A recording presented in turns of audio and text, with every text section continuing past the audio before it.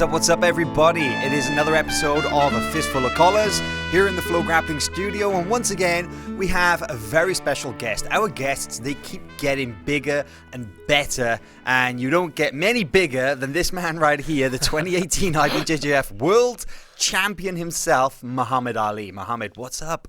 What's up, everybody? What's up, everybody? Here finally, right? Mm-hmm. Finally, we've been talking about getting you down here for a long time. Mm-hmm. Awesome to have you here. Let me ask you something. When was the last time that you were the one being interviewed on a podcast? Because this guy is a media machine. You have your podcast, you have your live, you have your YouTube channel, you have so much going on, right? Yeah, man. But I love to be on people's podcasts too. You know, I love to talk and help, basically. So I don't know when was the last one.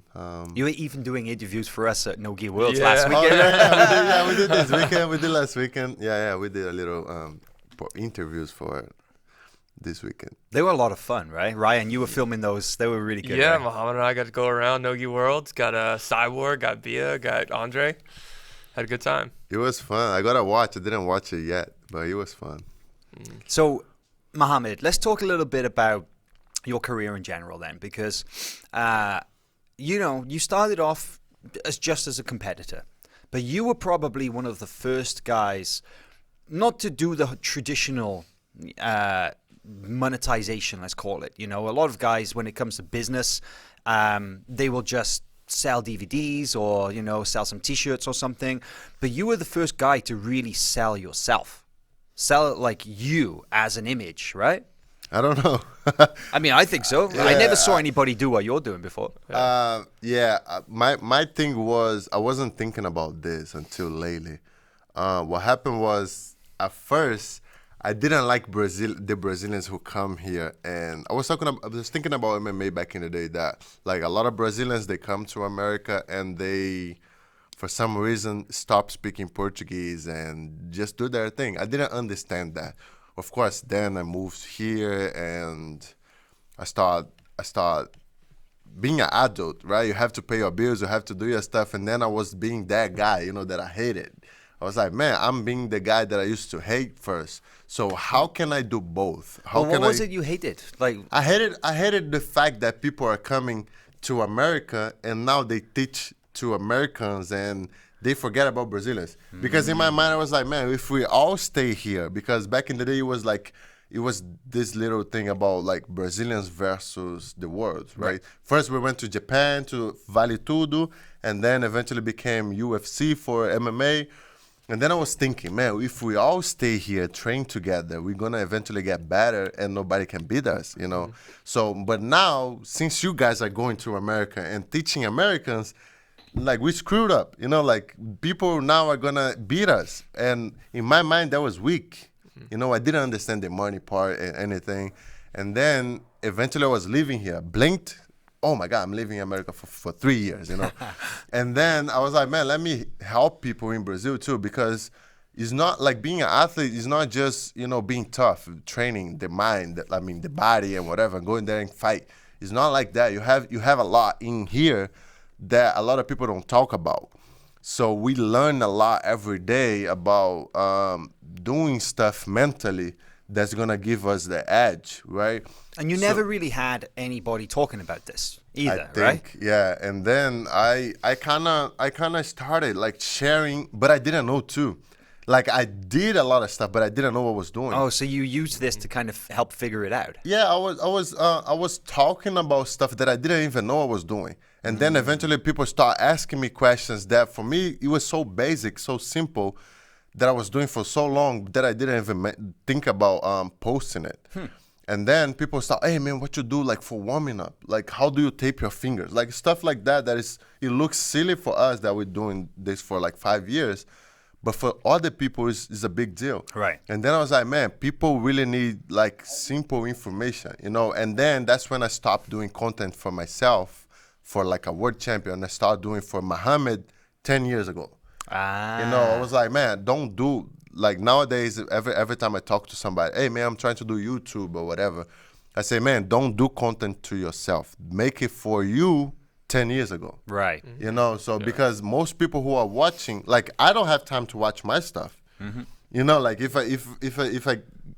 don't watch YouTube. I don't watch jiu-jitsu in general because I'm busy making my own thing. Yeah. So that's why I don't make stuff for myself because I know I don't have time to watch me. But maybe Mahamed 8 years ago, he's looking for something to watch, you know, for somebody who he's admires and he wants to learn from that person. And that's when it's the most authentic as well, right? Because if you try to talk to somebody and you're always thinking, is that really what they want to hear? You know, you don't know, right? And you start, it disturbs, it interrupts the process. Mm-hmm. But if you talk to yourself, like exactly what you said, if you talk to yourself from a few years ago, and it's just like having a conversation with that one person, it can be one person, 10 people, 1,000 people, 100,000 people, and they'll all feel the same thing. It's like you are talking to them. Not to everybody, just to them, right? Yeah, I think because that's I know, what people like about you, right? Yeah, It feels like because they're talking to you. I know the pain. You know, I know the pain. I know the hard part. I know like everything. And the one thing that is authentic too is that when somebody talks to you and they're not trying to sell you anything, you know, like Right. because a lot of people they start making stuff when they're ready to sell you something. Mm-hmm. So they're gonna be like, "Hey man, you wanna get better? Buy my DVD over here because you know I got good stuff for you," which is cool. Like that's legit. You know, like I'm giving you my energy, my time. There is nothing wrong with paying. Mm-hmm. But with me, I wanted to help Brazilians to, man, I want you guys to get here too, you know, and compete and get the visa, you know, and get through, you know, all everything that you had to do. Yeah, you know, so I want to talk about all that because a lot of people think fighting jiu-jitsu is a job, which is not. Like fighting jiu-jitsu is not a job yet. You know, the job is to teach, the job is to sell DVDs, the job is to teach seminars. Like very few people, I don't think there is nobody who only makes money like competing and, you know, like everybody got all the sources of money. Like we all teach seminars, we all teach classes, you know. So it's not as simple as people think. And they think like, oh man, okay, so I want to win black belt world title so I don't have to work anymore. No, Man, that's when the work starts. You know, so that's something that I start, you know, educating people. And it was nice, man. At first I didn't expect people to watch. And then eventually I got to 1,000 subscribers. I was like, man, I started thinking about, man, like how can I put 1,000 people in my room, you know, to talk? And then 10,000, I was like, bro, 10,000 is like a basketball game, you know, like it's already a lot of people. Yeah. And then 100,000, I was like, bro, that's like Maracanã, you know, back in the day. Yeah. I was like, bro, you know, so now 130 something thousand people. Really? That's how many you're at now? 130? Yeah, Wow. yeah. Are you the then, first world champion to have like a YouTube play button?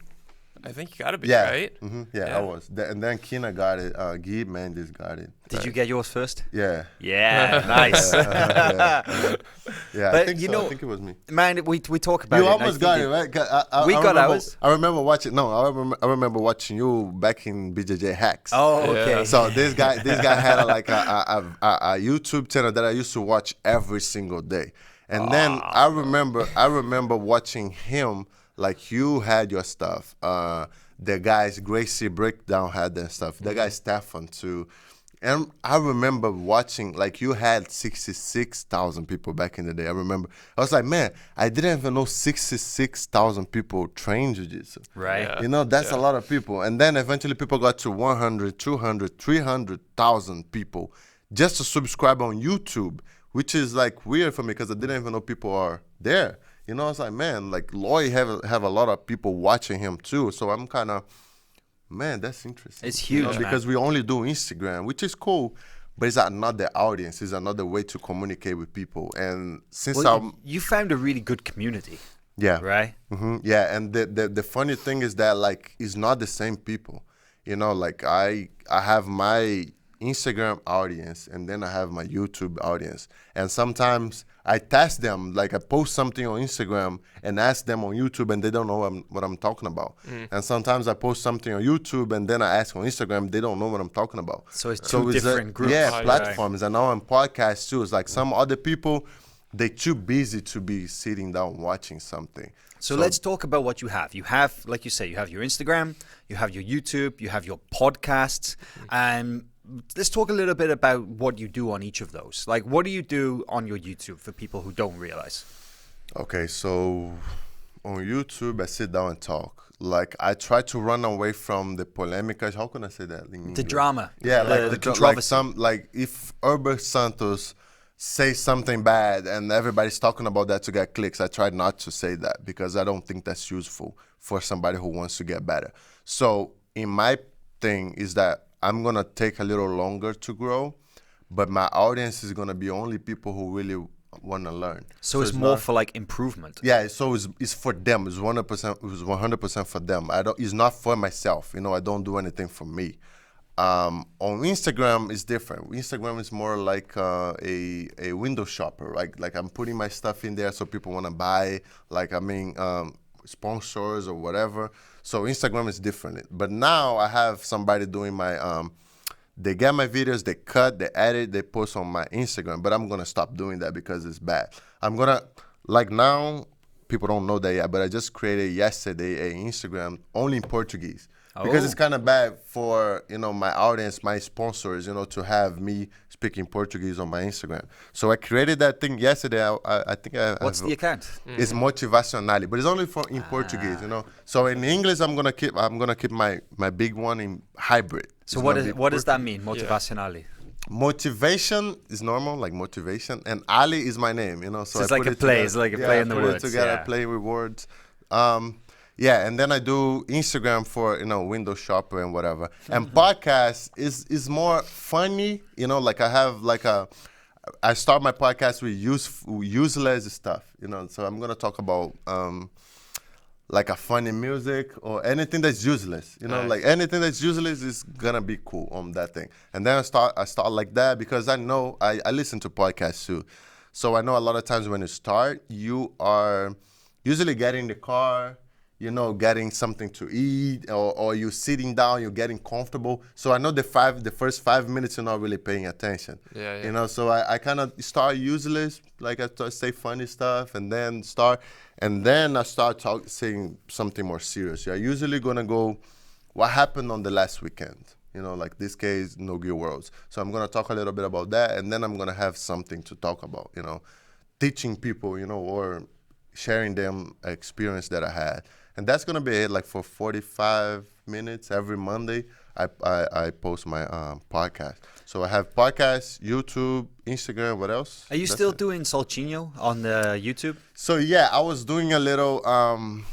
So do you want me to tell you how it started? Well, for people who don't know, first of all, Solchinho. What is Solchinho? It was like the interviews that you would do. Yeah. And who did you have? You had like Mendes brothers, Fabio Cugel. Who else? You had so many big names, right? Oh my God. Yeah. Everybody. So, man, Soltinho means, let's start from that. Like, Soltinho means, when you say, let's roll Soltinho, it's like, let's flow roll. You know? Right. But that never happens. Because you end up trying to kill each other. So that's something that we don't believe, but we talk all the time, but we don't really believe. And then, like, my first guest was Fabio Gurgel, man. It was so crazy. Yeah, it was so crazy because I talked to Fabio very few times. And then one day, I don't remember how the conversation started, but he was like, man, are you ready to start your interviews on YouTube? I was like, yeah, I think so. He's like, what about Monday? I was like, let's do it. Yeah, let's do it. But I didn't know how to do it. So that's how I had to start in 2 days, had to start learning how about like OBS and all that kind of stuff. So then I started. Then my second was Malfacini. You know, which is somebody that I love. Awesome. 11-time world champion. And then I had André Galvão, Gui Mendes, oh my God, literally everybody. Lucas Huck, Patrick Gaudio, Isaac Baiense, man, everybody. Like everybody. Cavaca, everybody. All the big it's names. so fun. It's good that I learned too much. But then one thing that is hard is that like I'm a fighter and they are fighters too. So we always traveling. That's one problem. Second, it's hard to be consistent because we all fighters, you know, we all have stuff to do. Crazy schedules. And also, I thought, like, the way I was seeing is that, like, man, we're always talking about the same stuff, you know, like, every single week, even though for the people it's super cool, they love it, I was thinking that is not what they need to get better because, man, you have enough. You have, like, 22 episodes. I think if you watch those over and over and over, you're gonna learn a lot. But if I keep doing, it's gonna keep the same. It's gonna stay the same. And also, a lot of fighters, they have a communication problem, which is hard. What do you mean? So they're not good in expressing what they think. So That's they true. either gonna replicate what I say. So I have to ask and answer myself. Right. You know, and I was like, man, like it gets hard because first people are afraid to say what they really think. Sometimes they think something, but they're not gonna say because they think it's gonna look bad or whatever. You know, so when it's like nobody gotta judge you if you think something different. So I was kind of, man, off the video, people say something, and then when we start recording, they, you know, they start saying everything like they like robots saying the same thing over and over and over. And I kind of didn't like that. I want to do it because people ask me to do it all the time, but at the same time, it's hard because people don't say the truth, you know. Yeah, they need to work with you, right? Hey, we know the same thing. We interview you guys all the time, and unfortunately, not everybody has the ability to speak well in public or in front of the camera. It's tough. Let's go back a little bit then. When did you start doing that kind of thing? Because the blue and purple belt, you really made a name for yourself at purple belt, right? You won Abu Dhabi World Pro. You went to America. You took bronze at the Worlds, right? No, I won Worlds. I got bronze at Abu Dhabi. Right, okay. Yeah, I got bronze at Abu Dhabi, and then I came here, trained for 20 days or something, and then I won Worlds. So you started making a name for yourself when you were still a purple belt, and you really blew up when you were a brown belt, and then, of course, you hit the black belt ranks, and everybody knows who you are. But when did you start when did you start becoming recognized, and when did the media start talking to you? Man, it was funny because of my name.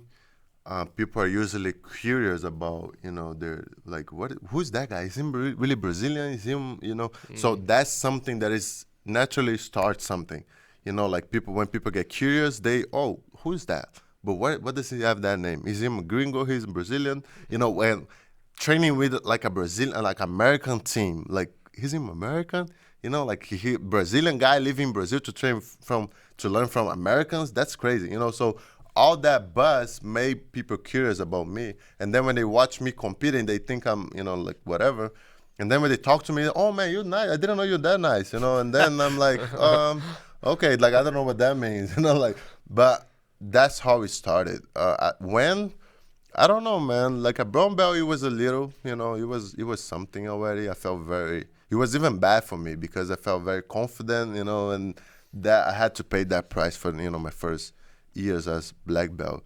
But I think it was at brown belt, that's when people started recognizing me and everything. So you had to learn how to play the media game, right? Because you didn't arrive at that point already knowing how to talk to the camera, how to give good answers, right? Something new for you. Yeah, sure. I am very shy, to be honest. Like really? Most people don't know. Most people don't know that. But I noticed that when I'm talking about jiu-jitsu, I'm not shy at all. Yeah. Like when I'm teaching, when I'm doing a seminar, I can talk because I'm very confident about jiu-jitsu. But I had to talk to myself, you know, like, hey man, that's what you're doing, right? That's your job. You have to, you know, that like for every job you have stuff that you don't like doing. And you have to do it anyway. So I was thinking about my mom back in the day. My mom used to be, how do you call diarista here? So just like a day worker. Yeah, you know, like so my take mom a little would, jobs here, she would go to people's house and clean it, right? So she would make very little money. Like she raised us by making like $250 a month, you know. So how many? You and me, my mom, and my sister. Wow. You know, and then in my mind was like, man, I do stuff that I can make like $3,000 in a day. You know, but I won't do it just because I don't want to do it. You're like, no, that's not how it works. You gotta do stuff that you don't like, you know, because it's your job, you know. So by looking at my mom, I was like, man, my mom didn't like to do all that, but she did because of us, you know. She did because she had to do it. And in my mind, I was like, man, I'm gonna have to learn stuff that I don't like doing, to you know, to get my message out there. And also I had a reason, I had a really strong motivation, which was helping people. You know, like by doing that, I was like, man, it's gonna be embarrassing. It's gonna look ugly, but it's for them, you know. Like if they make fun of me, I was like, man, I stopped doing this, you know. It's because it's for them. So because people felt it, I think the audience felt, man, the guy's trying to learn something, you know. Just like when we get here, like when I got here, I didn't speak no English. So just by trying, people appreciate you because you're trying. You know, oh my God, the guy is struggling to learn the language to communicate with me. You know, so people appreciate that, I think. And No, you mentioned something there that it's really interesting to me. I gotta ask this. You mentioned that it's so important for you to help other people. Why? Why is it important to help other people when most athletes, we spoke about this before, most athletes are selfish, and you need to think about yourself. I want to do this. I want to do that. I want to become a champion. Why was it also important for you to make sure other people got some benefit too? I don't think it's important to everybody, but it's just important to myself. I think because a lot of people helped me, you know, like I remember when I started, I didn't want to start jiu-jitsu because I knew I wouldn't have money to buy a gi. So then I went to a gym. I wouldn't have money to pay a gym too. So I went to a place, start training, and people always give me free gis. People always let me, you know, be on the seminars for free. I remember my first and only seminar with Hickson Gracie. I was working in a dark. Because I remember I wouldn't have money to pay for the seminar, so I emailed the people, hey man, like let me work on the seminar, you know, let me be there, let me be present. You know, I was blue belt, and then I started working, and then when I see that worked, I was like, man, you work, so you can do stuff for free if you work there. So I started doing that for every MMA event, every single stuff. So I kind of developed that. Man, I have to give it back. You were a hustler then, I don't know. huh? I don't know what. Yeah. Oh my God. I did. Rate trade. Like, man, everything for like to be able to be on the thing. I even did a little cut man. You know, like the little guy that put Vaseline on people's MMA. You were a cut man for a little bit. I have pictures. You know, because I didn't have money to go to the events. I would, man, let me work. And the guy, man, I don't have anything for you to do. You can, you know, put Vaseline on people. You know, and then I was like, oh, okay, that's cool. How do I do that? Just put it here, there, boom. Okay, that's easy. And then I start, you know, watching the fights, so I could first seat to watch the fights. So I'll be there, you know, doing those kind of stuff, so to be able to do it. But why is it important to me? I don't know, man. Like at first, I felt that I owned something to, you know, to Brazilian people because they helped me. And there are a lot of Mohameds out there, you know, still waiting for the opportunity. I know if you keep waiting for the opportunity, it might never come. But very few people are working, but they still, even if they work a lot, they won't get it because they need an opportunity. Some other people have the opportunity and don't work for it, but I know very few people got it, you know. So that's my thing. I was like, man, I was looking for that guy. Let's talk a little bit about the people who helped you then, because you mentioned it a few times now that if it wasn't for the people who helped you, you wouldn't be here. You wouldn't be where you are. Let's take it all the way back, because you just mentioned there that you wouldn't have had the money to train jiu-jitsu. You wouldn't have had the money to buy a gi. You wouldn't have had the money to come to America. You wouldn't have had the money to do anything. So let's take it way back. Like, who was the guy who first helped you train jiu-jitsu? Yeah. So at first, I didn't like jiu-jitsu. So everybody was inviting me to, because I was always like that. I was always a friend that people wanted to, you know, be around. So now people are going to jiu-jitsu, but I don't go with them. They're like, man, let's just go, you know, like. And then I was like, no, man, that thing is gay. I'm not doing it. You didn't like jiu-jitsu? Oh my God, I was striking back in the day. You know, I was doing a little kickboxing. And then everybody invited me, but there was one guy. I ended up fighting him in brown belt. Really? Yeah. There was this one guy that he was cool. Like the way he dressed back in the day, he used to work already. We all teenagers, and this guy, he's already working. He buys his own stuff. He buys his own clothes. He dressed pretty good. And I was always looking at him, but I didn't know he trained jiu-jitsu. But I see him, but the guy, he always got nice girls, you know, he got nice clothes and everything. So I always look up to him. And then one day he like, hey, Mahamed, let's go to a jiu-jitsu tournament, man. I was like, what the fuck, you do that gay shit? and then he was like, yeah, man, I'm going to compete. Let's go there. And then I got to the tournament and he won. the tournament, Copa Novo Leblon. Remember? Oh yeah, Of course, yeah. Very traditional competition. And then he won blue belt. And as soon as I got there in his gym, a lot of people that used to go to school with me are there too. So I was like, oh man, I know all these people. So I didn't want to train in my neighborhood. I used to live in Gardenia, which is like how can I say? It's a suburb of Rio, it's right? Kinda, It's kind of far. A little favelinha.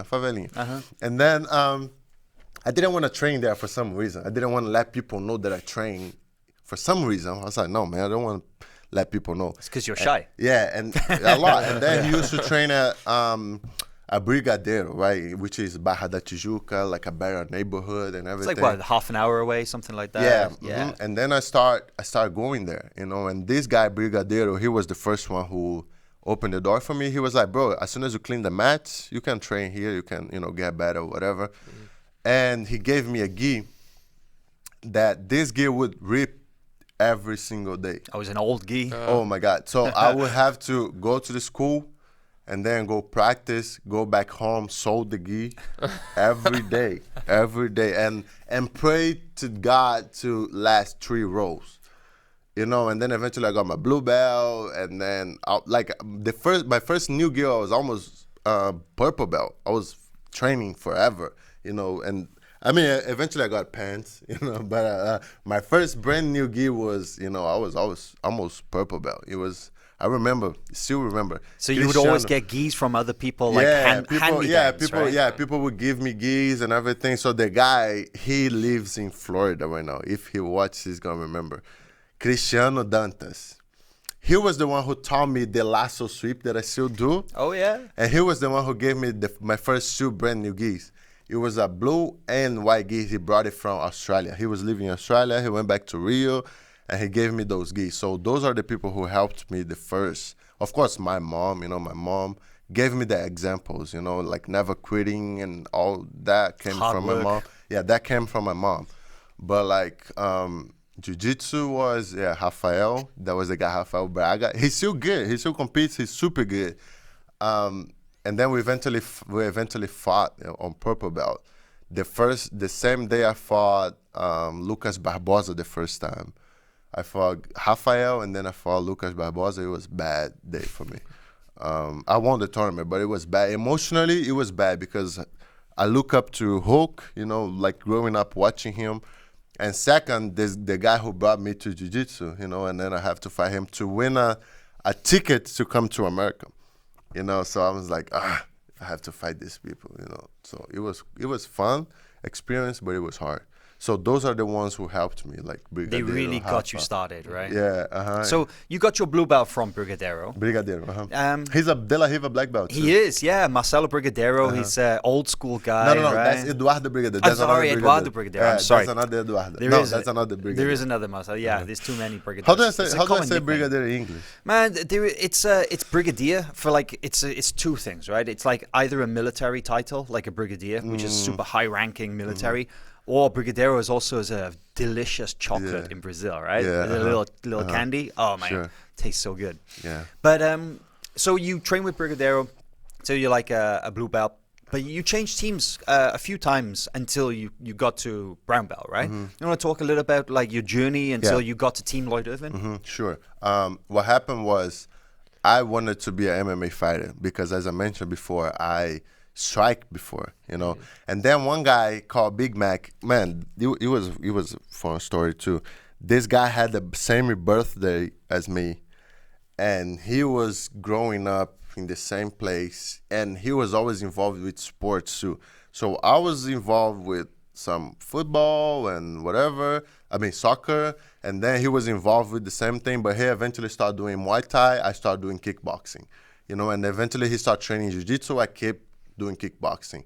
And then one day we went to do like a little sparring, like a friend, hey man, let's all get together and, throw punches and stuff. and then it's what everybody does with their friends. And then man, I start beating him up. And he was a little short, he's striking. Right. Yeah. And then he said, man, let's do one MMA round. And then I was very confident. I was like, yeah, sure, bro, let's do that. Yeah. Bro, this guy pulled me guard. He put me in a triangle, and then I had to tap. And then I was like, bro, What is that? What is that? Yeah. like that thing works, you know. It I works. have to learn, but I'm gonna learn just enough so I can defend, you know. Yeah. And eventually I started training with Brigadeiro, and I fell in love with it. I was like, man, I'm not gonna learn that in a month, you know. So I'm gonna take a little bit to learn. So eventually I started training, competing, and everything. I was winning the tournaments. I was working. I was doing everything. And Brigadeiro got me to do strength and conditioning with a guy called Dragos, a guy from Romania that used to do like Olympic weightlifting. And then one day I'm training, and then Vitor Belfort shows up.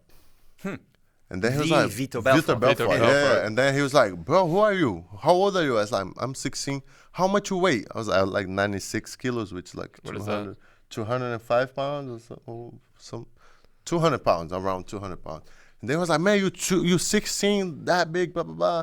And then he's like, bro, I gotta take you to Las Vegas with me. Let's train. Wow. And then I was like, Las Vegas? I don't even know São Paulo, man. I've never been to São Paulo. You know, São Paulo is like 5 hours away. I never been, driving, 5 hours drive. I was like, oh, I don't know, bro. I don't know about Las Vegas, man. Like, let's train over here. And then he was, man, every day he would show up and, man, like, you gotta fight MMA. And I really wanted to fight MMA already. He's like, bro, you big, you know, like, it's gonna be cool. And then Dragos was the one, bro, no, don't do that. Vitor is little, you know, like, I'm gonna help you out. And then I'm like, okay. I kept training. One day he was like, hey, man, take a shower, let's go for a ride. And then I got his car. He drives me to Recreio, and we in Nogueira. So I walk in the door, I saw Rogério Minotauro. Minotaur. Yeah, shirtless, you know, sweat, training. And then I was like, I look up, I see Anderson Silva and Junior dos Santos talking. And then I'm like, oh my God. You know, I felt like a kid in Disneyland. Some of the best guys in the world there. Yeah, and then I'm like, bro. And then this guy, Minotauro, he's like, bro, we need jiu-jitsu people. I'm fighting Tito Ortiz in 5 weeks or something. Mm-hmm. And my brother is fighting Frank Mir again. We need people to train, you know, big people to do jiu-jitsu, blah, blah, blah. Would you come here Monday at noon? I was like, sure. Yeah. You know, and then this friend of mine, he was like, I don't know, I'm going to ask Brigadeiro, you know, like instructor. I was like, no, I'm not asking nobody. I'm going. You know, I'm going. Like, it was something stronger than me. You know, like, man, there is no way I'm not coming here on the money. And then, man, this guy pulls his wallet, give me 50 reais. A lot of money back then, especially for a kid like you. It's only like $10, $15, but that's... Listen, man, like, I would walk 10 miles to go train. You know, or grab somebody's bicycle and go. You know, when this guy gave me money for transportation, I was like, what the hell? You know, like, what you doing, bro? What is that for? He's like, no, just to help you out, you know, because they know. Like, They know how hard it is, blah, blah, blah. No, man, just to help you out. You know, if you're going to help me, I'm going to help you. And then I'm like, what does he want, right? Yeah. And then he got me there. He introduces me to Minotauro. He introduces me to all these people. Like, he's my friend, you know. I'm like, bro, like, this guy's weird. He can't be that humble, you know. Yeah. And then he's like, wait. Do you have a backpack on you? I was like, yeah, open your backpack. He gave me whey protein, creatine, BCAA, and all that. I'm like, supplements? What is that? Like, a lot of times I go train, don't even have lunch, you know. And then I was like, man, no way I'm not coming here on the Monday. And then I went there Monday. Went back there Wednesday, went back there Friday, start going there like every single, like Mondays, Wednesdays, and Fridays. And Brigadeiro, he got mad at me. He got mad because, I mean, he's an old school guy, you know, he didn't understand cross training. Right. In his mind, so he just felt like he lost the student, right? He lost you. That he lost, but maybe that I was doing something without asking his permission, you know? So he was like, man, you got to ask me, you know, my permission to do stuff like that. In my mind, I was like, no, I don't. You know, I got to, you know, do my thing. And I will never be a world champion training here, you know? Like, I didn't know that, but I thought that. Like, man, like, comparison. Like, this guy paying for my transportation and everything. You were here, okay, you helped me a lot, but... How can you say no? Yeah, and like, I don't have the same training partners here that I have there, you know. So man, Yeah. and then I kept doing both. I kept doing Chinoguera and Brigadeiro as long as I could, but it got to a point where my relationship with him, it wasn't good, and me being there, it was a bad influence to his students, because now you have somebody who do whatever he wants, which is me, and the other students, they ask for permission to do stuff, and in my mind I was like, man, it's bad. Like, I don't have to be doing this. And then I kept doing only Chinoguera, but I didn't want to do no jiu-jitsu in there because I felt I would be a creonte. If I do jiu-jitsu here, I'm going to be creonte in Brigadeiro. So I'm going to do only striking. So people who don't speak Portuguese, a creonte is like a traitor, Yeah, right? It's the guy who leaves one team, goes to creonte another. is a stupid word that people used to tell you when you change teams. You're a creonte. Oh, man, you change team. You're a traitor. Like, no, man. Like, anyways, I didn't want to train jiu-jitsu back in the day. I was like, man, I'm not going to train that thing because, like, I won't be a creonte. So at this time you thought, okay, like the jiu-jitsu's good, but I'm going to go after this MMA. Yeah, that's when I stopped training jiu-jitsu. I stopped jiu-jitsu for a year. 2012, I didn't train no jiu-jitsu. I was doing only MMA. And then eventually Minotauro came to me. He's like, bro, you a big guy, you good, you train with all of us, but you 17 years old. Like, you a kid. You shouldn't be getting punched and kicked in the face like that. And, like, you can be great. You can be great, but why don't you do a little more jiu-jitsu? You're good, man. Why don't you win worlds? And then he's like, what? Start watching my stuff. So Minotauro, he fought worlds. He lost in the finals of 1999 to Roleta. So he was like, man, I made it to the finals of worlds in gi. Why don't you do the same? I was like, okay. I started thinking. And then I remember that I used to know every single UFC fighter. I used to know, like, all fighters. So I remember Charles Oliveira, Charles do Bronx. He won gi as a purple belt, and then he went to MMA. I was like, okay, so I'm blue belt. They're going to give me my purple belt. I'm going to win worlds as purple. Then go to MMA. Mm-hmm. I'm going to be just like Charles Oliveira. And then my first worlds I lost, right? Okay, so coming back to helping, whatever, there was one girl, Raiza. I was working very hard, but I didn't know how to compete because I didn't have money or time. So Raiza was the one who raised money for me to get my first international trip, And then I made to Dubai or whatever. And then I came to Worlds. I lost the semifinals to Jared Dopp. I lost my first world. No. I lost to Jared Dobb. I lost to him. And that was 2013. Yeah, and then 2014 I came back and won. Purple belt. Yeah, but when I won, it was weird because I was training with Herbert at TLI, and the training was pretty good. So I won Friday, and I did the open weight, but I was too happy to be fighting. And then the next day he won double gold, brown belt.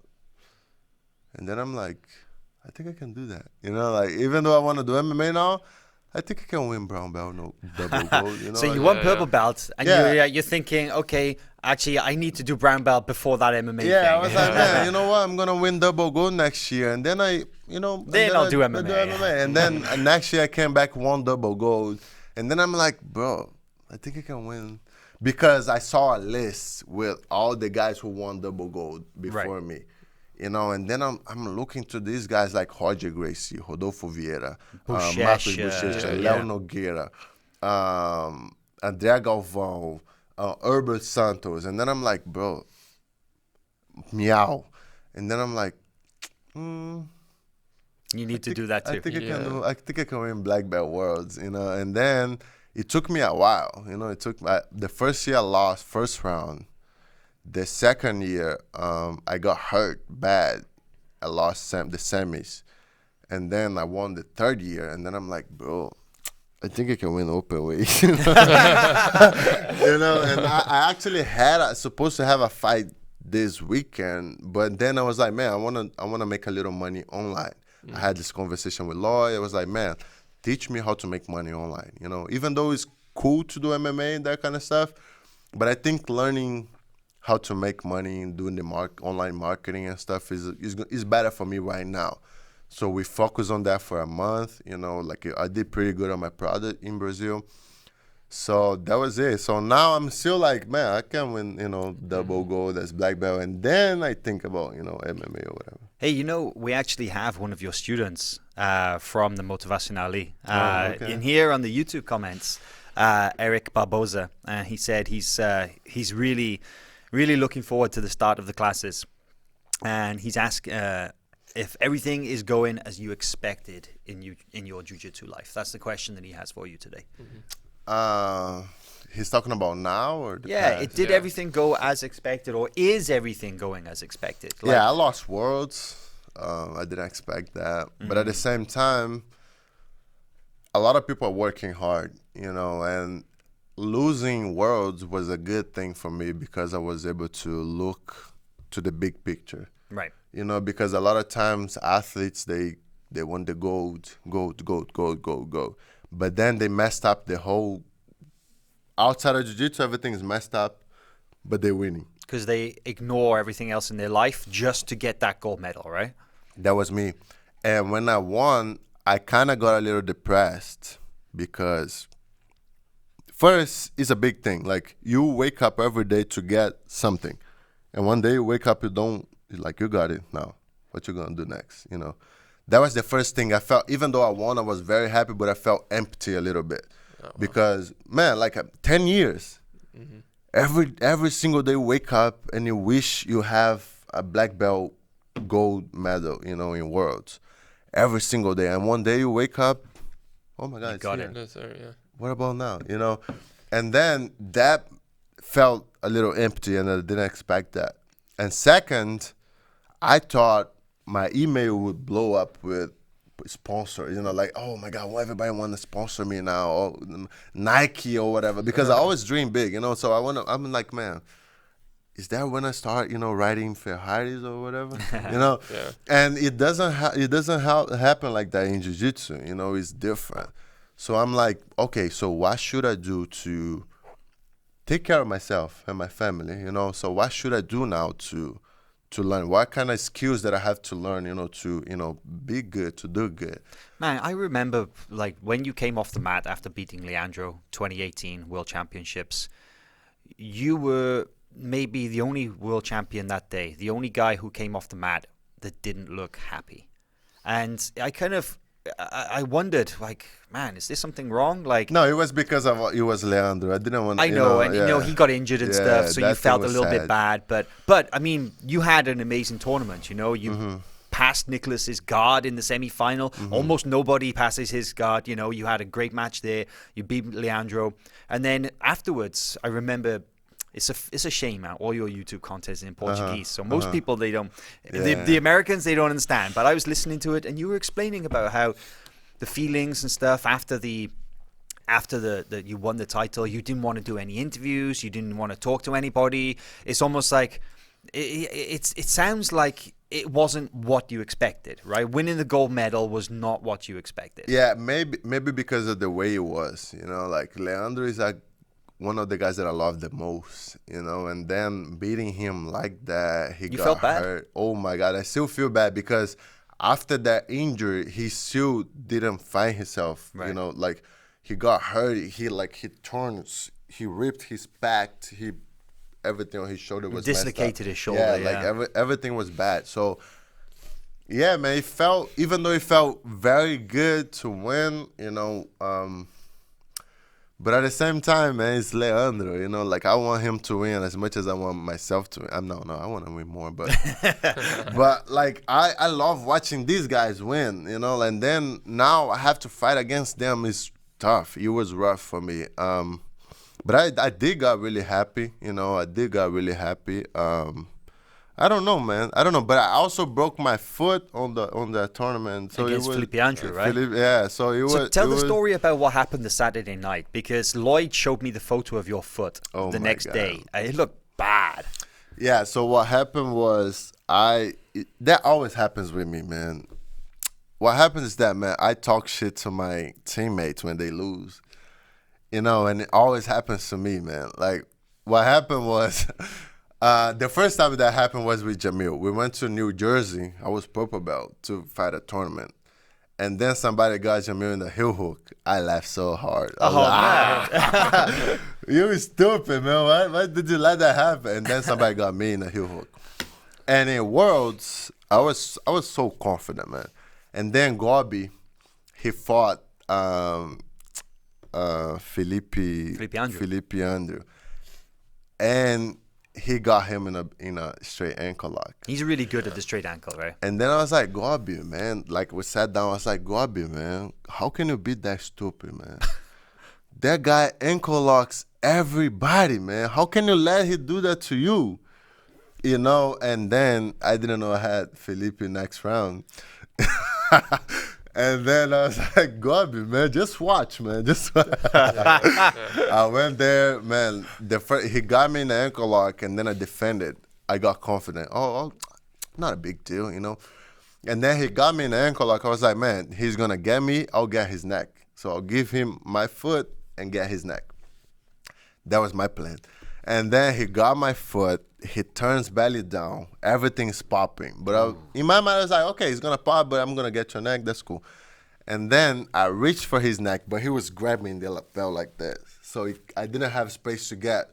So I was there basically like, man, I'm going to let it break, you know, like, because in my mind, I was like, man, I'm not going to tap for no, you know, straight ankle lock at Worlds, you know, like, I trained my whole year for this tournament, you know, if I have to break a foot, that's cool, you know, like, and I have that very, you know, very comfortable, it's very comfortable for me to, you know, think like that.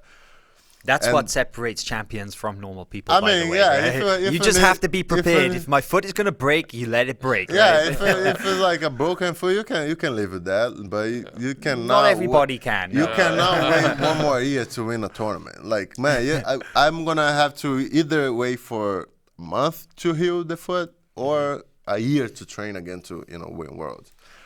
But my foot was pretty bad. I ended up getting out. No, I didn't get out. He looked at my face. You know, like he got the ankle lock. He looked at my face. I was like, and then he releases. And then we fought, but I couldn't base. You know, I ended up losing the match. But that was the best thing that happened. Because that was the absolute division, right? Because next round would be Buchecha. You know, so if I had bad foot, like the year before, I had bad shoulder. I had fight Buchecha. It got worse. So I lost the match. I was like, man, let me put ice on this thing, you know, and go back to the hotel. And one little thing that I did, which was very important to my win, was at Pan Am's, a lot of people stay in the same hotel, a lot of teammates, right? So after people win or lose, they not in the killing mode anymore. They're like, okay, let me just enjoy California, you know, let me, you know, do whatever. It's drinks or whatever. And I'm always the last one to compete. You know, so go with the black belts on the final day, right? We do Saturday and Sunday. So I told Lloyd, hey, Lloyd, let's just stay, just us, man, in the hotel. You know, like, let's not have nobody else. Because what we want is pretty big. So energy is a big thing for us. Yeah. You know, so I asked him, hey, man, let's just stay us, you know, in the hotel. Let people do whatever, you know. And then he was like, oh, okay. And then it was just both of us. So when I got back to the hotel, I got a little bucket, put ice. I put ice all night and everything. But I didn't have nobody looking at me like, oh, man. Right. What you going to do with that? Right. You know, like, nobody kind of getting inside your head. Yeah, you got to go to the doctor. Well, no, like, it was like, oh, okay, well, or whatever. By the way, you say a little bucket, but dude, you got big feet. No, must have been a big bucket. Yeah, it was a trash can. and then I remember nobody like Lloyd he's a warrior too, so he looked at me. Oh, okay, you good? Okay, whatever. And then the next day, I didn't remember that, but DJ he has a screenshot of him saying, like I sent a picture in a group we have like a BJJ Goons group. And he was like, bro, let me see your foot. And then I sent him a picture. He's like, oh, shit, can you walk? I was like, no, bro, but I can win, you know. Ooh. I said that, but I don't remember saying that. But that was the way I was feeling, you know. I was like, bro, I got next, like tomorrow, I don't know if I'm going to win, but I got one first round to I get a medal, you know. And Gutenberg got disqualified because of Tim. Right. He tried. They both fighting or whatever, arguing. And then I had Elliot Kelly first round. And then I was like, bro, I'm going to beat this guy. And then I don't know about Nicholas, man. You know, like, Nicholas is good. And the next day I show up in the tournament and Elliot doesn't show up. It was Jared, actually. Jared? It was Jared, yeah. I'm looking now. No? This I is 2018. It was Jared. You beat him in the quarterfinal of the World Championship. Yeah, but I beat him the day before. Oh, the day before. And okay, then right. I should fight whatever. And then I got that the guy doesn't show up, so I'm in the semis with Nicholas. And I remember we sat down, me and Lloyd, after Brasileiros, Honório passed his guard. Right. At Brasileiros, in like 15 seconds left, he's losing, and then he Jumps over and passes his guard. So Lloyd saw something in the transition, something that he did with his hands, that he was like, man, you can do that, and we can win this, we can beat this guy. And then we talking about that the whole month, because I'm not very patient when I fight.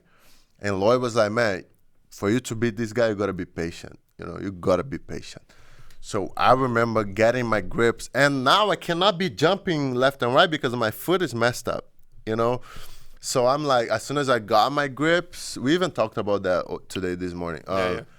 I looked up and I saw the whole mat. Like it's a big mat. On Sundays, it's a big mat, So I saw, oh man, I got a space to drive, all the way across. Mm-hmm. So if you see, my goal was not to pass. On that moment, I was like, man, I want to cross this little thing driving here, So I don't want to pass. Because I didn't believe I could pass like that. So I was just driving, boom, being annoying. I was just being annoying, putting my pressure, on him, stressing him out. And I remember it worked. Like the strategy was working. I remember at first he was cool, doing good. And then eventually he starts to being like, he looked very, very stressed, And then I was like, oh man, it's working. So I'll stay here. And eventually I passed, knee and belly, whatever. Now I won. I'm in the finals. And I'm like, man, my foot is pretty bad. But I can still win. If I beat Mahamed Aly, I can beat Lord too, Mm-hmm. And then it happened, man, it was just so crazy. But yeah, like ankle locks, man. Ankle locks. They're really tough, right? Yeah. Man, after you won the world championship, you said that you got depressed and that, you weren't making money. Like, how'd you get out of the depression? And then we have a comment here that guy wants to know, when did you start making money? Oh, I didn't. That's the thing, I didn't, yeah. I mean, I'm better now. I'm doing better now. I got better sponsors. I got now my product going on in Brazil too, which is helping me a lot. And helping people too. That's the main thing. But man, the depression part was to find out that what I love to do is not to win. Like I don't love to win. My passion is not about winning. It's to do jiu-jitsu every day. Like winning is great. Like I'm competitive. I like to go out there and win. But I noticed that that's not something that makes me happy, because I feel the guy is paying to me too. Like when I win, I know that I'm beating somebody who works as hard as I do too. So I kind of crushing his dreams. Yeah. So I'm kind of, even though I love to win, when I see that, I'm like, you feel bad. Yeah. Sometimes I see people crying. Yeah. Like, man, like I just beat the guy and now the guy is crying. Oh my God, that breaks my heart. So I won't even looking. Like I won't look at it. Because some guys, they like that feeling. Guy. Yeah, they like that. They like dominating the other person. Yeah, and right? I wish I was like that, because it's kind of hard for me, So my biggest joy is to hang out with nice people, is to train jiu-jitsu, is to be, doing my things. Beating people at the tournament is cool. Winning is good. I love winning, but that's not the main source of happiness for me. Happiness for me is to, like I said before, like rolling jiu-jitsu, feeling tired, like oh my God, looking up and everybody's tired with you, like all your friends, everybody's tired, and then you go up, take a shower, whatever, go have eat. It's a good feeling, You right? know, go eat. Like we don't do days a lot in America, but I miss that a lot. Every single day I miss like having people. I remember in De La Riva in the morning, I used to go De La Riva 7 in the morning. So people train. They all train together for over 20 years, which is beautiful. Yeah. And then they finish practice around 9 in the morning. They all go have breakfast together. At the and little then matchy place. And then they go to work. You know, so that was the main thing for me, man, like being with nice people, you know, hanging out and everything. So realizing that winning wasn't my thing, you know, like even though I want to win 10 world titles still, you know, but that's not the main thing for me. The main thing is the grind, to feel tired and still go, you know, like the grind, you know, that's the most fun part for me. We got a question here. Early this morning, we were talking about Tex Johnson. Oh, cool. And we actually just got a comment and said, how close were you to tapping when he got you in that calf slicer at Worlds? No, he didn't got me. Like what happened was my foot got stuck into his pants. You know, so he was, I can't show you right now, but what happened was he was playing something and I stepped over and I stepped on his pants. So he spins underneath and my fingers got stuck. It was just like this, you know. Let's say if you have a little fabric right here, and then I got stuck, so I couldn't move. So the calf, because he's shorter, instead of being here, can you see? More or less. Yeah. Instead of being here, his calf, it was kind of here. Right. You know, so it wasn't very tight. But it was getting my foot twisted, you know, because that's dangerous too. Yeah, because of his fabric. So at first I was like, I don't want to talk to the referee because it's gonna be a verbal tap. But at the same time, there is no submission here. It's just gonna hurt me. So it wasn't like with Felipe Andrew where you just decide it doesn't matter. I'm gonna let it go. No. It wasn't a very close, because maybe of my length. You know, maybe if I was a shorter guy, it would be very tight. You know, and then that's when I told him, bro, like my foot is stuck. And then I told the referee, I even tried to go out of bounds to maybe just give him the 2 points. But he was smart. He was just holding me there. I was like, bro, man, can you just get my foot out of the way? You know, and then he was very polite. He was like, yeah, sure. And then, you know, but you got out and you won. Yeah, but it wasn't a very close submission. You know, it wasn't very... I mean, at least I don't think it was. It wasn't super tight. Yeah, I gotta watch it again. What do you? This is interesting. Which food do you miss most from Brazil? Because you've been living in America how long now? 5, almost 5 years. Almost 5. Wow. And where do you live? In Virginia. I live in Virginia. Very different to Rio de Janeiro. Yeah. Cold, very different. I miss açaí and paçoca.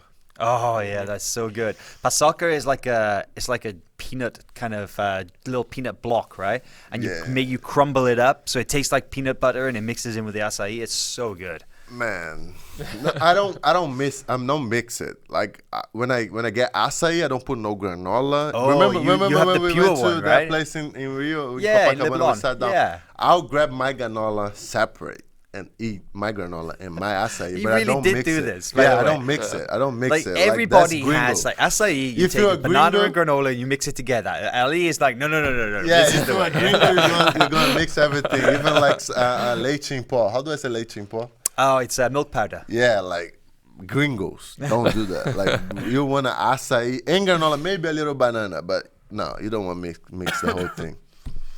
Man, looking at one of the comments here, it inspired a question. You're one of the nicest guys in jiu-jitsu, and we're living in this kind of crazy age where people are trash talking. How do you feel about that, man? How do you feel about competitors trash talking each other before events?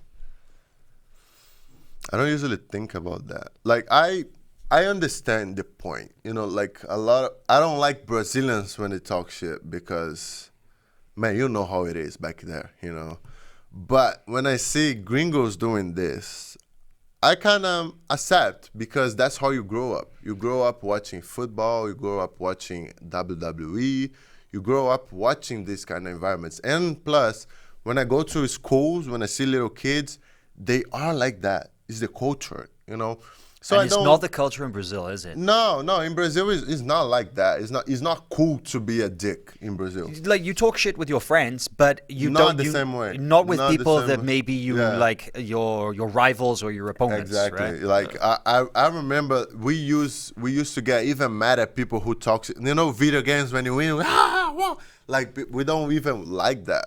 Like in Brazil, so I don't judge when people do that to promote. And at the end of the day, these people are making money. Which is cool. But at the same time, my mom watches my stuff, man. Yeah. Okay. My mom watches, so I don't want my mom to, hey, what you doing? So yeah, man, I don't know. Like it's cool to do it if you that person. Like I always tell people that, like, man, don't be somebody else just to get somebody happy. If you are a dick, be a dick. Like be you. But you don't want to be nice just to look nice if you're not nice. If that's you, be you, and that's cool. People gotta live with that. They have to deal with that. Keep it going, right? All right. Well, for aspiring black belts that want to win world titles, what's your number one piece of advice to them? Yeah, don't focus on winning worlds. Focus on training. Getting better. Like if I even had this conversation with Guy Mendes the last time we were together.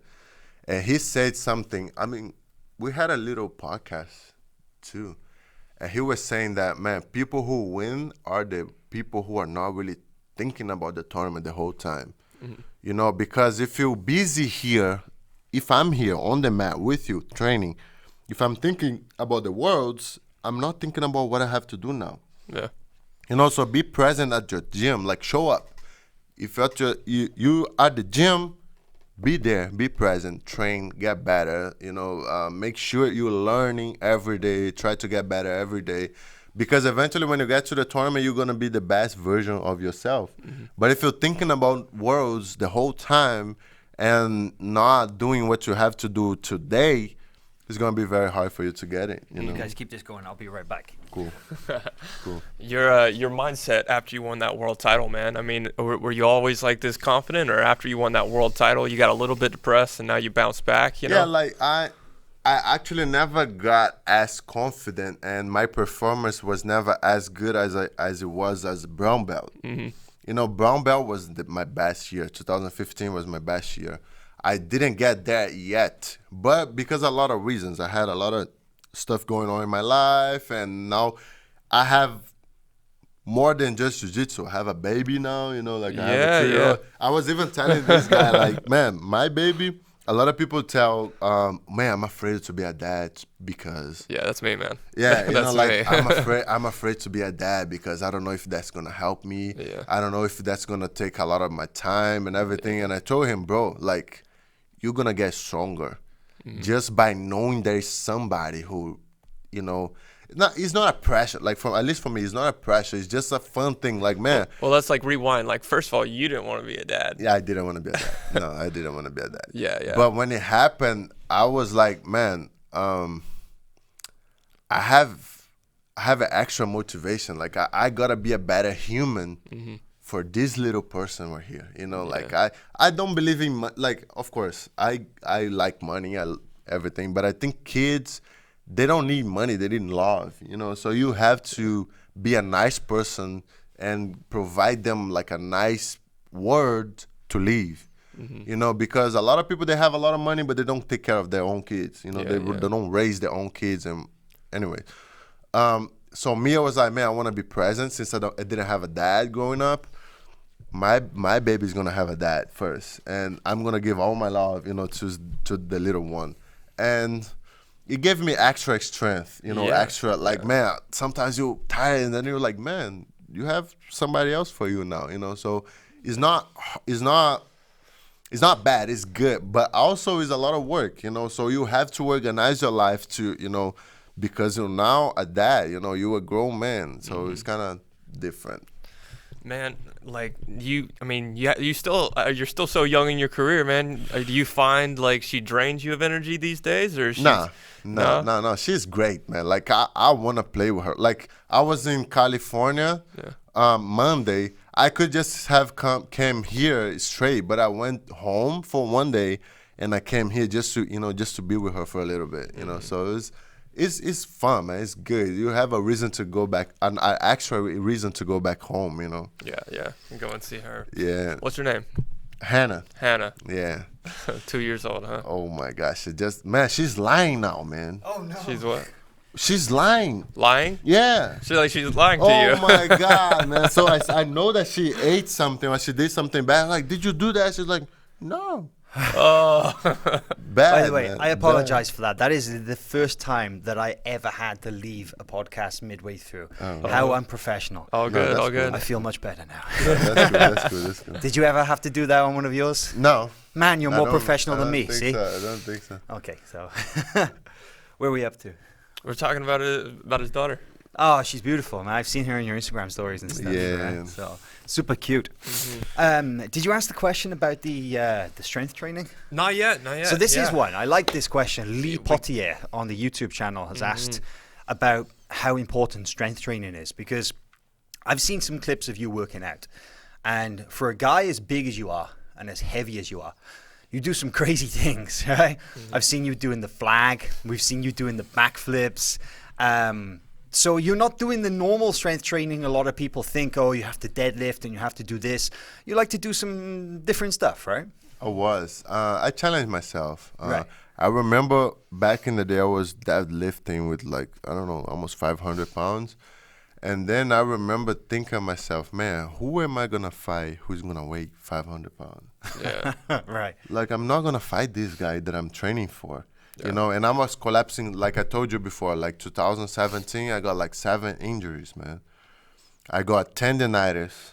I was putting a sock, like I putting back my socks. I fought Matheus Diniz first round at Worlds. I went back to my outside, got my little carteirinha, right? And then I'm putting my socks on. My collarbone just popped. Oh. Putting my socks. Put it on your sock. This is after the match. After the match, and then I'm like, bro, that's when I realized, man, I'm probably doing too much. You know, I was doing strength and conditioning with football players and everything. Big, strong dudes. And right? then I realized, man, I don't need that. You know, I don't need all that. So strength and conditioning should help you to get better physically. So that doesn't mean only strength.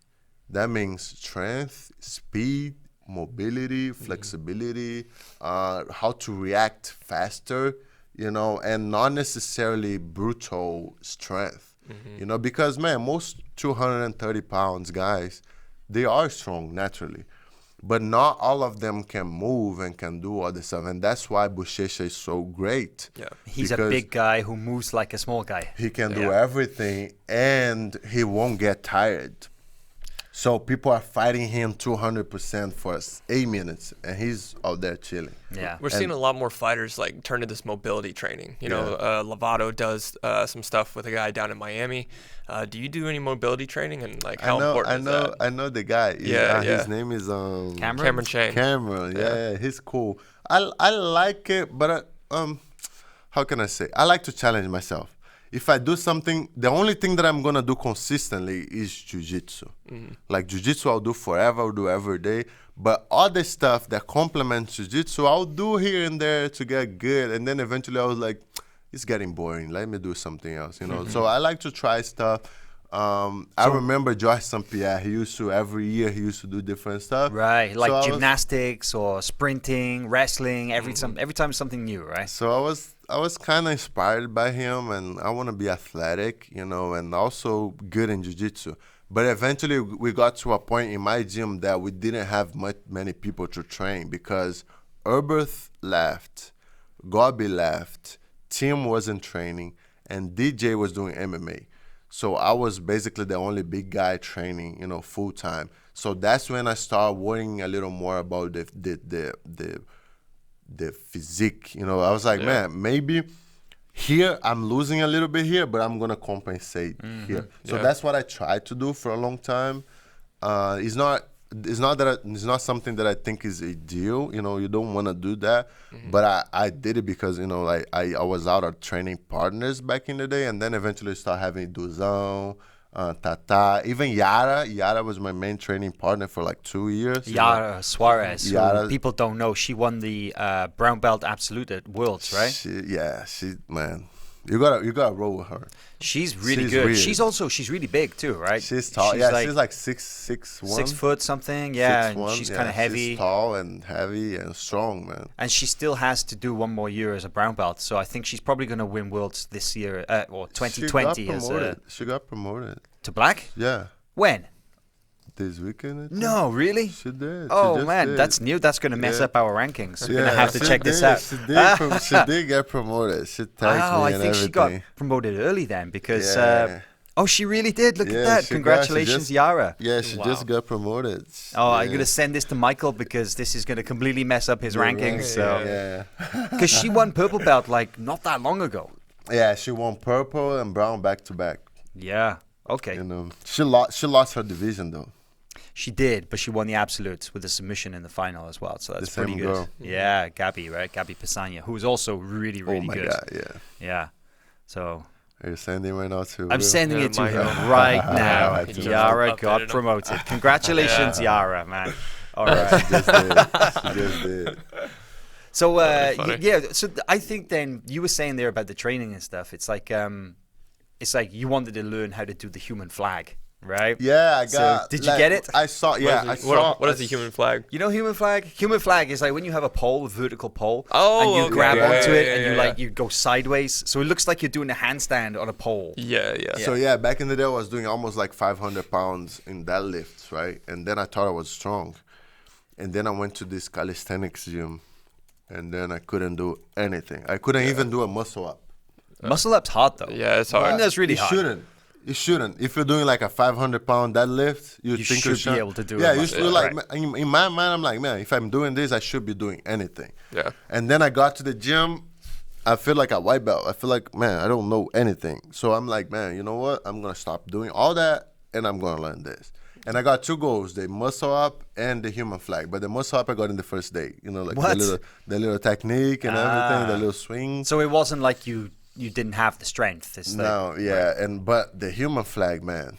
that's tough. Oh my god. I could used to do that Oh my a long time God, ago. bro. But man, I can't imagine being your size and trying to do that. Yeah, It's and like- then I was doing every day for I don't know 3 or 4 months, and then I was able to get it. Not perfect, but I was able to get it. you hold it for a few Yeah, seconds. and then eventually I was like, man, now I want to do handstands, but I stopped working. I have to go back working on the handstands, and then flips. I knew how to do back flips, and I wanted to learn front flips You do because the front flip with one leg, right? yeah, because Angelo, man, he can do all of that. Angelo Claiborne. Yeah, and then I'm like, man, how can you do that? And then he does. And bro, but what is the technique? What is it like? Yeah. No, man, you just jump and do it. And then I wanted to learn. I was like, no, man, I'm going to learn. And then I did the front flip, the back flip, you know, all those kind of stuff. I even messed up my foot one time because I hit something that it was in the wall like that, and I messed up my foot. Lloyd got mad. He was like, man, why are you trying to do that? Like, you're stupid. So it seems like the all this, you know, you're talking about like the challenges. It's kind of the same thing as the media stuff too, right? Yeah, it's like that's the way I approach stuff. yeah, it's like you got to learn something new. You got to learn everything about it, and then something else comes along. You know, and it's that's the same thing as jiu-jitsu, right? Sure. Because whether it's learning how to do an interview on YouTube with Fabio Gurgel, whether it's learning how to do a front flip, whether it's learning a new technique or something, it's the same Do principle, it. right? Just you- get out there, do it. When you first started your YouTube channel, were you camera shy? Oh my god, yeah. Yeah, it was bad. I remember it was bad. If we go Yeah. back and we look at the first videos, I won't watch. I don't watch because I get mad. Yeah, I don't yeah. watch because man, How many videos do you think until you got it? I needed to find something that I was very comfortable to talk about, Yeah. and I don't know, man. It should be something very comfortable and with genuine purpose. You know, like man, that's not for you. That's to help somebody. So you go there and do it. Yeah. But if it was for myself, I wouldn't do it. You know. Yeah, you said that, you know, you're confident talking about jiu-jitsu, but outside jiu-jitsu, you're a pretty shy guy. So. Yeah, like now, yeah, man. Like I'm not a kind of guy that's gonna show up not knowing anybody and talk, like open up. But if it's for jiu-jitsu, I might, you know, you train too? Oh my God. Just like Jamil. Jamil, if you talk about shoes, oh my God. Yeah. Jamil is a super quiet guy, right? But He's he's super gonna quiet. talk about shoes. Oh, yeah. And video games and jiu-jitsu. Man, if you ask anybody about anybody's game, he's gonna know everything. Yeah. He knows everything. But if you talk about other stuff, he's gonna be, oh, okay. What do you call Jamil? Bruxo. What does that mean? That's like wizard, right? Yeah. Wizard. Yeah, Because because he he's comes such out a with good stuff. Yeah, he technician, comes right? out with stuff. You know, he creates everything. He's crazy, man. He's crazy. But he is Jamil's phenomenal. Like he's like a student of jiu-jitsu in so many different ways, right? It's like he you know, Mahamed said he studies everybody. He knows everybody's game. It's like they say that he's the most technical person in the gym. Is that right? In the world, I think. Wow. That's him. Like, man, when I watch him, when I roll with him and watch him, bro, like, he's weird. He's different. Yeah. And that's something funny because sometimes I want to ask him a question, right? And I was like, hey, Jamil, what you do from here? And then he's going to teach you something that you can do it, you know? And then I was like, oh, okay. No. At first, hey, what can I do from here? And they said, oh, you can do this and that. Blah, blah. What do you do? And then he showed me like 9 different ways to get out of something, you know. And then I was like, okay. So I don't know if it helps me or it makes me feel bad when I ask him a question. And I'm like, man, he knows a lot. He knows so much. Oh my God. You're rolling with guys like, you know, Jamil size and Malachi size all the time at TLI. Like, what are those roles like, and what are they doing against Man, you? I wanted to roll with him every day, but they don't let me do it. They don't? Because he gets hurt. It's too much. Yeah, he gets hurt. His lower back start feeling, but he likes it too. And that's the thing. He likes it. He wants to do it, but people like, hey, lawyer was like, hey, guys, please, man. Stop, you know, like stop. It's not gonna help you, man. Like stop, stop this. I can right now. imagine Lloyd's face. You saying that, I can just see it, man. Yeah. Like, hey, no, you no, don't do that. But yeah, I enjoy rolling with him, man. Even Malachi too. Yeah. Malachi is another crazy dude. You're saying he man. gets after it, Oh even my on like God. takedowns. He's gonna take you down. Yeah, he's gonna take you down. Yeah. People don't know that he pulls guard, but he's good, man. Malachi, oh my God. There are some really good kids at that school, and we were talking about this earlier. It's amazing, right? Because Lloyd and Donnie as well, Donald Aknick, right? Aknick, thank you. I think. They I don't know that too. I call him just Donnie. Yeah, I won't Donnie's say good. it here. I won't say it here because. But no, those guys though, they brought up guys like Angelo and Malachi and Arai and Jamil from white belt through to black belt. That's incredible, right? Not many schools have done that. Reading everything, it's weird. It's weird. What is it special about the program then? Because they come through they start when they're little kids, right? Yeah, I don't know. I don't know. They have something special. Maybe it's the environment, the friendship that they got into it. Because they gonna train, they go out, they have lunch, they have dinner together. You know, they on the weekends they are together, on the tournaments they are together. So they create an environment where everybody knows each other and they care about each other so much that they all help each other to grow. So eventually when you're 16, 17, of course, most kids go to school, go college or whatever. But if you ever decide that you want to be an athlete, it's going to be the right environment for you because you're surrounding with beasts, great people. So especially for the kids, man, like it's so crazy. Like I remember, I even told Master Danny that I was like, hey, Master Danny, I wanna come here Tuesdays and Thursdays, to drill with the kids, and Saturdays. And then I started going there, because I shouldn't go there because I'm big, but I started going.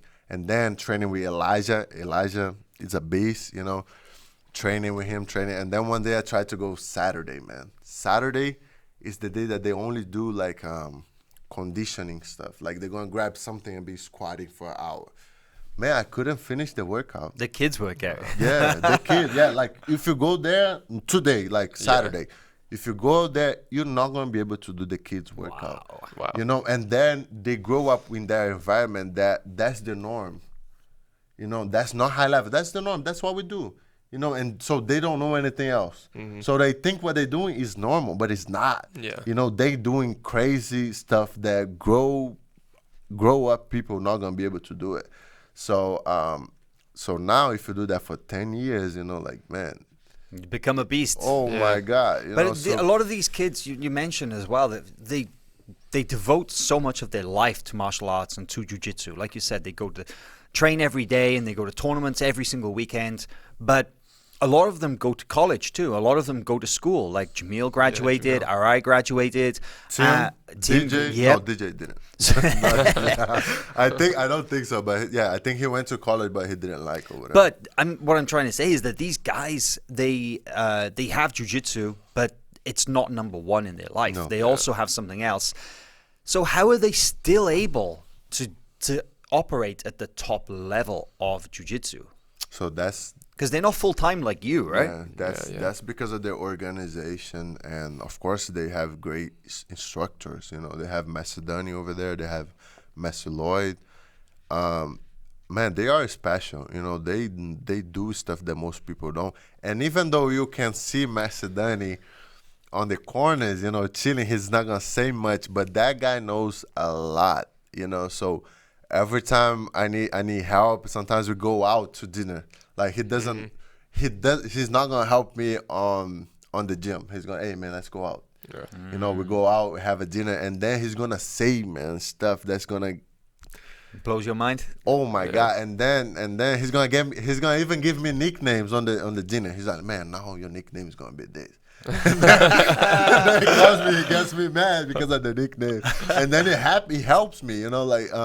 Everything that guy does, man, he's crazy too. Like crazy people, man. Just because a lot of people focus on Lloyd, obviously the name of the team, Team Lloyd Irvin, and everybody knows that Lloyd is an amazing coach. But I think Donnie's like the best kept secret. They right? have another crazy dude, Julio, man. Right? Man, one time I went to Crazy 88, right, to train. And then Julio came to me and was like, hey, Mohamed, can you teach Bian this little thing that you do? And then I was like, okay, Julio, but I don't do that. He's like, of course you do. And then I was like, I had this little argument with him, and then he ended up proving me that I do it. Yeah, so I didn't even know you didn't that. even realize. So they are these kind of people where they can look at you and get one piece of information that is going to change something. And a lot of people are not worried about that. They worry about the submission. They worried about, the sweep or the technique or whatever, not the little grip, not the little angle, not the little thing. So, yeah, man, they are great. That's some high-level jiu-jitsu right there. Oh, my God, yeah. Do you ever hope to open a gym to start a program like this? Is that in your plans? Sure. Not like this. What I wanted to do, I don't know. Every time it changes all the time. But I wanted to have an environment to be able to help people again, because I know jiu-jitsu can change people's lives. That's a fact. Looking at it right here, here's the evidence. And I know that a lot of people struggle with simple stuff. Maybe because they don't have a lot of problems to fix. So they're gonna create their own problems, and that happens a lot here in America. I can see, like, even myself, like the other day, man, I was mad because I had to walk like 1 mile, and then I'm like, bro, I walked my whole life. Like I used to wake up 5 in the morning to go up in Pedra da Gávea, and do like 6 hours walking. The highest mountain in Rio. Yeah, it's and a then trail, it was right? like 6 hours walking. And then the other day I was mad at myself because I had to walk for a mile, So that's how life is in America sometimes. First world problems. Yeah, you don't get to experience the real struggle, and then you find yourself complaining about simple, like, oh my God, I forgot my charger. My life is, shitty. So I think that's the thing that I want to like to remind people. Man, you're training. You have a new gi, man. Yeah. You are white belt. You start training yesterday. You already have a gi, and you're sad. Because you didn't get a stripe or whatever. Yeah. So those kind of things that I think is good for people to know, feel part of something and let people know, like, man, your life is good, man. You're beautiful. You look good. You have all the clothes you want, So, yeah, that's something that I want to do for jiu-jitsu. Do you think that we'll ever see you in the cage, or are you? Yeah. Yeah. Yeah, sure. I want to do that. Yeah, that's something that again, if I want to do something, that's my personality. like even the taser. Remember the little Yeah. I had to put myself on that thing because I was like, man, I want to do that. I want to feel. You wanted to feel what it was like. I'm like that. If I want to do something, I'll do it. And MMA. How long did you have the scar for? Man, it was like 7 months. It was here on my legs. Anyway, Crazy. so MMA is something like that too. I wanted to do since I was 16. You know, I won't die. I mean, unless I die tomorrow, but I won't die without having a fight. And then I see if I really love it. Oh my God, maybe that can be my thing. I don't know, because back in the day, it's weird to say that, but back in the day, I felt that I was really talented for MMA. And I never felt talented for jiu-jitsu. Wow. That was so crazy. I felt, man, that's my talent. It that's felt more natural? Oh, my God, yeah. It's so, man, I like it. Oh, my God.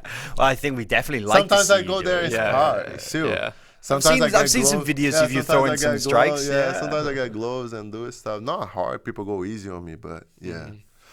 What about this, the future then? You mentioned about how you'd like to have a gym in some way, shape or form. You don't really know exactly how it's going to look, but would that be in America? Would it be in Brazil? Would it be somewhere else? Because you've remained really connected to the Brazilian audience, right? Yeah. And like you say, a lot of things that you want to do is to help promote jiu-jitsu in Brazil. Yeah. Even though you live here, you still, all the media that you do, the products that you make, everything is for Brazil. So what about that? Would you ever go back and open up a gym? If it wasn't for Hannah, I think I would go back there and live there because I love Brazil. That's that's the only place that I wanna go. Right.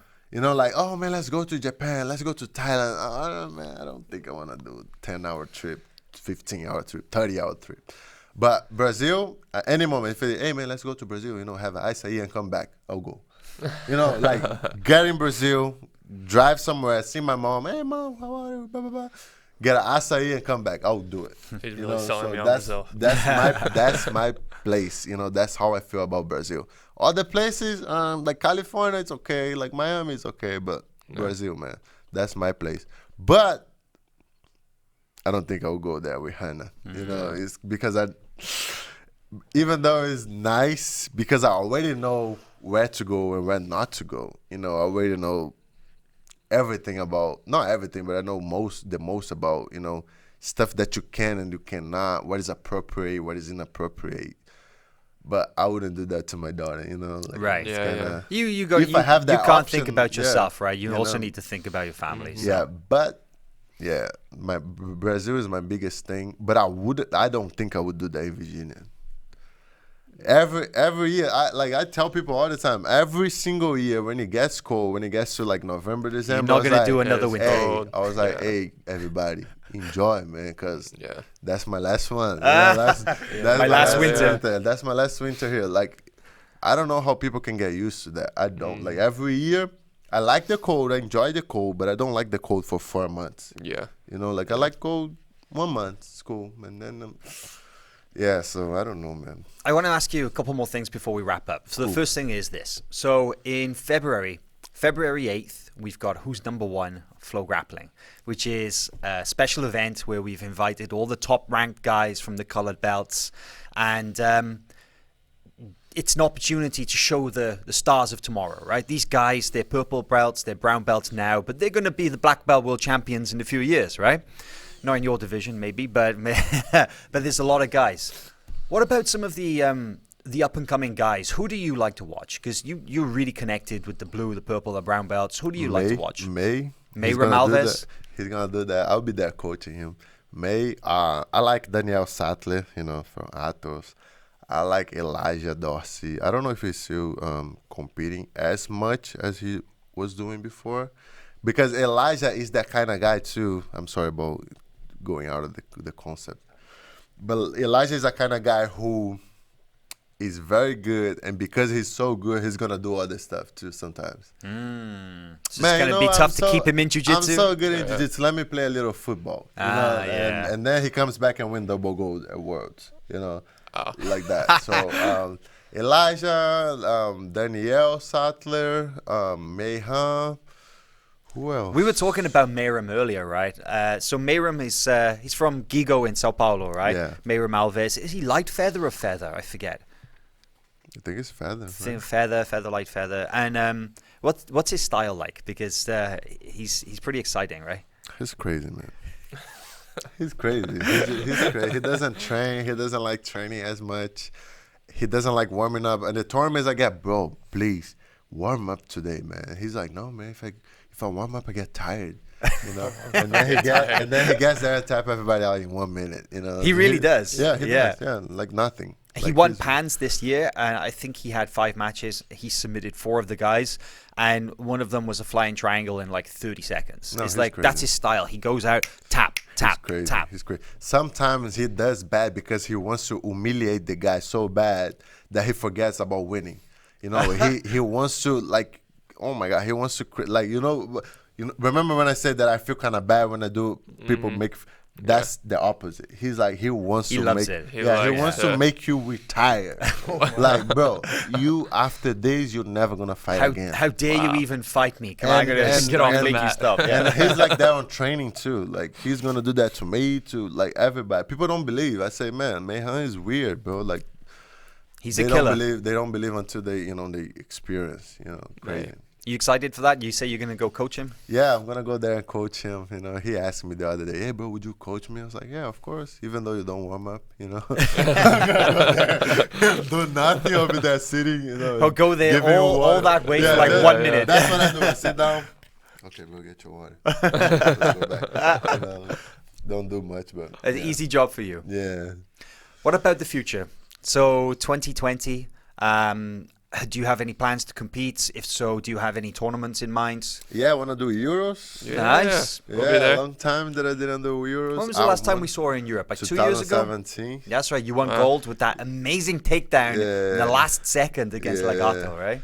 Yeah, I want to do everything, man. I want to try to be the first in the ranking. I want to do that once in my life. I know it's a lot of work, but I want to do that once in my life. And MMA, maybe. Yeah. Really? For 2020? Yeah. Wow. Yeah, I'm supposed to have done this year. So maybe. I don't want nobody asking me, hey, man, when? No, that. But you want to compete a lot next year? Yeah, I want to compete more, definitely. I like competing, man. I like competing. I like going out there, doing my stuff, doing my vlogs. I'm going to get back vlogging. All right. So that's going to be a little thing, yeah. And are you going to focus more on gi, then later go to MMA? Yeah, it's always gi. You don't really like no gi too much, right? I get hurt or I hurt people.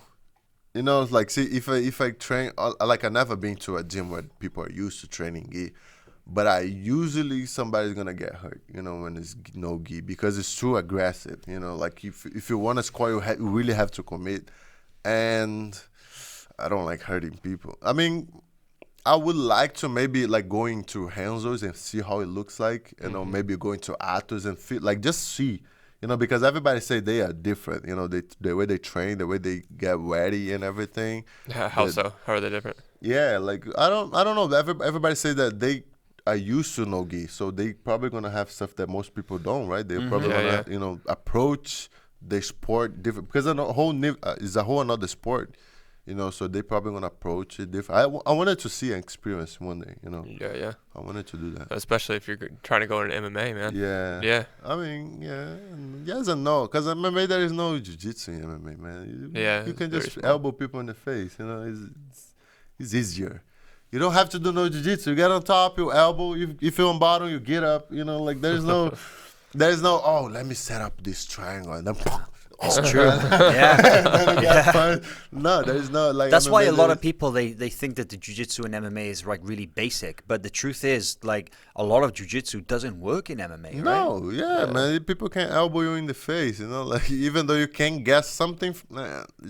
And MMA people are tough. Yeah, they are. Yeah. They're not really looking for a tap. They don't know the concept of tapping. A lot of guys that come from striking or wrestling. It doesn't go through their head like, oh, I'm gonna tap, oh, I'm gonna just sit down and do guard. Like there's not an option, So it's kind of weird. But if you do MMA, does that mean you're gonna stop doing jiu-jitsu? No. Oh, good. No, all right, I'm glad. Yeah. No, if I do MMA, it's gonna be like for me to feel, like maybe man, if I love too much, oh, hey man, let me get another one, in 2 months or whatever. But no, I don't see myself out of jiu-jitsu. Like that's what I want to do forever, until I die. Nice. Well, Mahamed, dude, it's been so good to get you here in the studio today. Thank you for coming by. Yeah, thanks for sharing guys. some of your stories with us. It's been really interesting. Is there anything that you'd like to say before we wrap things up? Yeah, man, I promise you guys that I'll be back vlogging and I'll be speaking more English right now. So I'm gonna, do my Portuguese thing over there. I'm gonna keep doing that, but I'm gonna start doing a little more. Even my sponsors, man, they are mad at me, bro. Like, we don't sell in Brazil. Why don't you do both? And I was like, man, it's not easy to put no subtitles, right? I do like, know. Man, Yeah, it's a lot of work. Subtitles, I don't want to start because I want to be consistent. So if you start, people are going, oh, but you did back in the day. I didn't want to do that, but I'm going to start.